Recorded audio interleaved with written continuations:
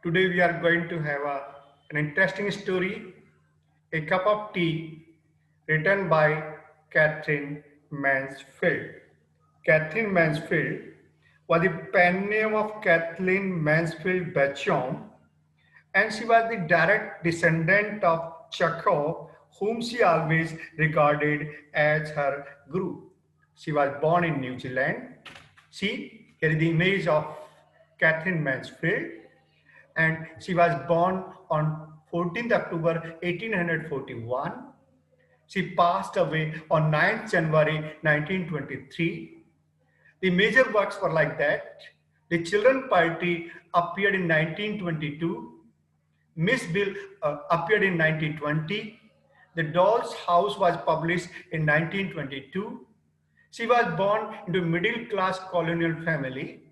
At the age of 18, she began to publish stories in the magazine New Age. The present story projects the two sides of uh, the Rosemary fell. Now, the question arises, who is the Rosemary? Rosemary belonged to the high society. She was not aware about the conditions, about the real position of the poor people. And all the time, she wanted to show that the better side of her character, that she always wanted to help the poor people. But when the womanly jealousy arises in her mind, the darker side appear in her character. We can say that A Cup of Tea, the story of womanly jealousy. There are three main characters in this story. The first is Rosemary Fell, the second is Philip, and the third one is the beggar girl, Miss Smith. The story begins like that. The writer writes about the main character.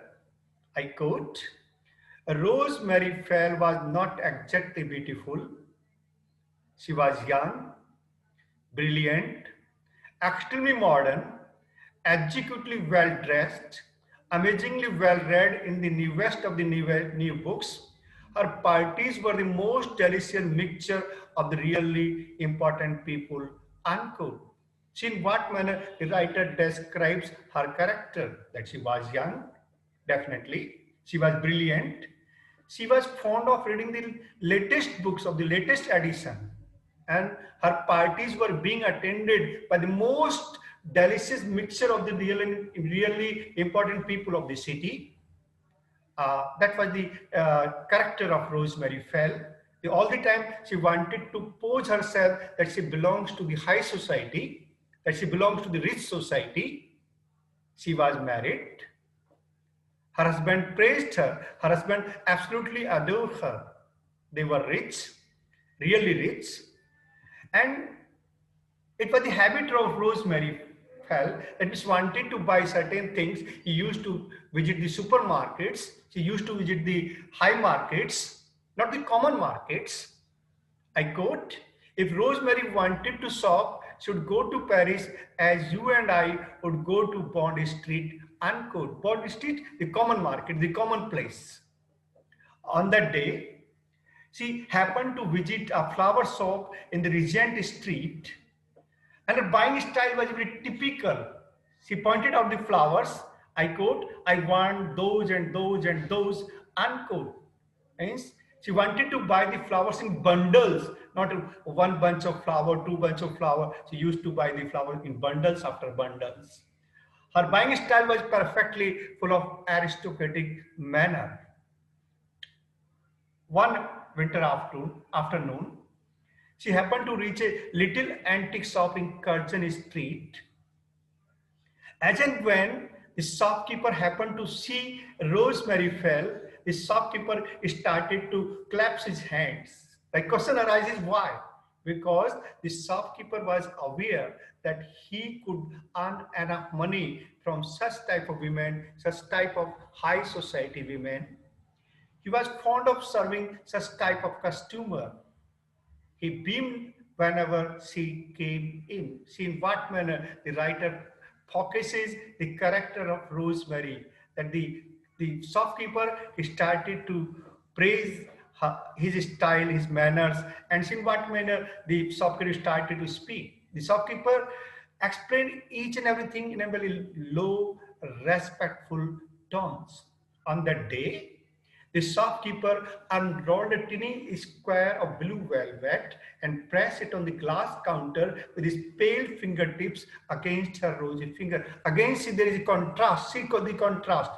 The fingers of the shopkeeper were pale. On the other side, the fingertips of Rosemary felt rosy. That was the difference between the two characters, the shopkeeper and Rosemary.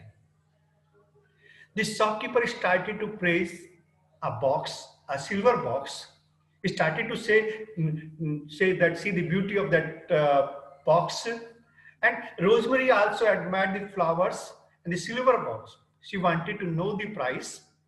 The price of the box was 28 guineas. And Rosemary was surprised to hear the price of that box, 28 guineas. Rosemary gave no sign. She laid the little box down. She buttoned her gloves again. 28 guineas? If even if one is rich, she looked vague. She looked vague and requested the shopkeeper to keep that box for her. The shopkeeper was interested. The shopkeeper was ready to keep that box for Rosemary forever because they could earn enough money from such type of persons. As and when Rosemary came out from the shop, she felt a strange pain that she could not buy that box. And she started to say that there are some horrible moments in life when one emerges from shelter and looks out. It was very awful. One out it not to give it to them. One out to go home and have an extra special tea. At that time, she was thinking about the tea. A young beggar girl happened to ask the price of a cup of tea from Rosemary Fair. What was the style of that beggar girl? Madam, stammered the voice, and Rosemary was surprised to know that there are so many people in this world who could not buy a cup of tea, who do not have the price of a cup of tea. She expressed wonder that there are so many people in the world who do not have the price of a cup of tea. Uh, Rosemary was not aware about this poverty, and that's why she offered to take the girl home.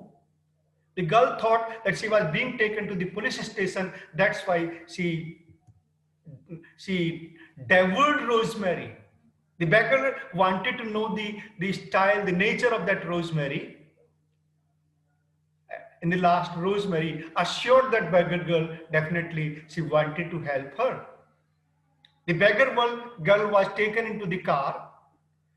Rosemary was going to prove that the rich people have heart and the wonderful things happen in this life. And the most important thing that what Rosemary was going to prove that women were sisters. And she also was going to prove that the story of the fairy women is true. Actually, Rosemary was trying to prove that beggar girl that she's a rich woman and she wanted to help that lady. The beggar girl was taken to the house without the notice of the servant.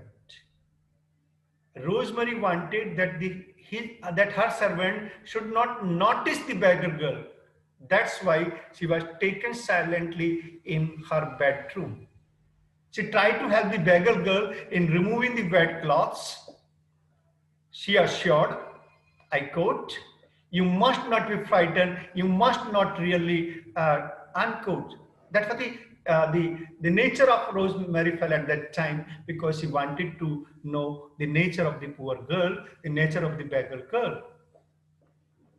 Rosemary was trying to study the behavior of the girl. She read the story of the poor people in the books of Dostoevsky. For the first time, she happened to meet face to face the poor people in the society. The beggar girl was hungry and demanded a cup of tea. She was offered brandy. The girl cried at the name of brandy. I quote, "I do not want No brandy. I never drink brandy. Unquote. It is a cup of tea she wanted. It was a terrible and pacing moment. Rosemary knelt beside her chair and she started to think.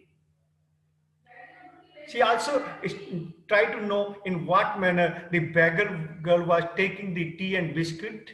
Actually, the beggar girl was not taking, she was swallowing the biscuits and she was surprised in what manner she was eating the biscuits. After some time, her husband Philip happened to come there and notice each and everything. He was surprised and inquired about the girl. He tried to make Rosemary understand that such type of girls could not be improved. Her husband was familiar about the nature of such people. But on the other hand, Rosemary advised her husband to show her, to teach her, to make her feel that definitely she wanted to help the beggar girl. Her husband thought that Rosemary would not be able to understand what he was going to say. A flip past her smile, the flip past her famous smile and commented on the beggar girl. I quote, she is so astonishingly pretty, unquote. When Rosemary heard the words from the mouth of the husband that she is pretty, that he is bowled over, she was surprised to hear such remark and she asked a very question, typical question, I quote, do you think so? Unquote. Rosemary was disturbed. She went to her writing room and her heart was beating with the words spoken by her husband, pretty, lovely, bowled over. She made the girl out by giving 3 nods. And at this time, Rosemary was burning with the womanly jealousy. She started to think that the beggar girl has been praised by her husband, that she might be replaced, that she would be replaced. Actually, it is the nature of the women. All the time they doubt the husband that in what manner he was praising the other women. Rosemary was aware that the beggar girl could not take her place, but she was burning with the womanly jealousy. That's why she went in her dressing room. She had just done her ears, darkened her eyes, put on her pulse, and she came into the library where Flip was sitting. She put up her hands and touched Flip's cheeks. She asked a question of womanly jealousy. I quote, to like me, unquote. He held her tighter for showing love. It means Phillips showed the right response that definitely he loved her. Rosemary was not interested to know this thing. Rosemary was interested to know whether she was pretty or not. That's why she put the final question of womanly jealousy. I quote, am I pretty? Unquote. It shows how a woman develops a darker side of character when another woman comes, and definitely she started to compare herself with the beauty of the other women. It is true that a beggar girl cannot be prettier in comparison to Rosemary Fell. But when her husband praised her, she started to think in a womanly manner, and all the promises, all the words spoken by her that the women were sisters were forgotten, and she started to put herself in the competition with that beggar girl, and that is the weakness in the character of the women. Thanks.